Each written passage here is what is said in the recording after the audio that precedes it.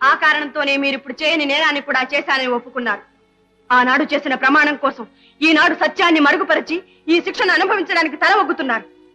కానీ మీరు చేస్తున్న త్యాగం అంతా వ్యర్థం అవుతుందని తెలుసుకోలేకపోతున్నారు. మిమ్మల్ని ఉరికంబానికి ఎక్కించి తన భర్తను బ్రతికించుకొని జయ సంతోషంగా సంసారం గడుపుతుందా? తన సుఖం కోసం చిన్నాన్న బలి అయ్యాడని అనుక్షణం తన అంతరాత్మ చిత్రవద చేస్తుంటే కంట తడి పెట్టకుండా ఉండగలుగుతుందా? చూడండి,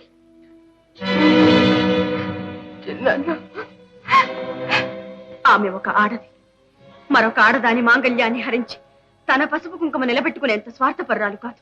నేనే పాపం భరించలేదు. ఇంతేనా మీరు కోరుకునేది? ఇదేనా మీ అన్నయ్యకు మీరిచ్చిన వాగ్దానాన్ని కాపాడేది?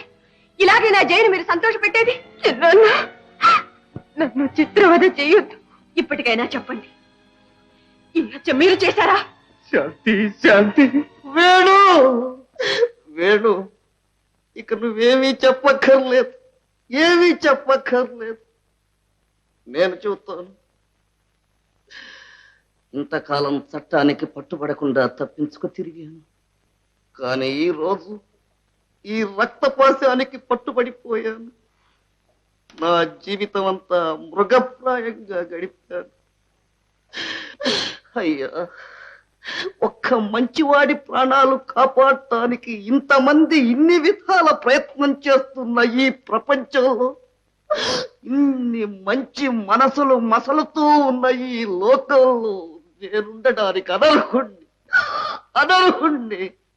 నేనే ఈ హత్య చేశాను, నేనే ఈ హత్య చేశాను.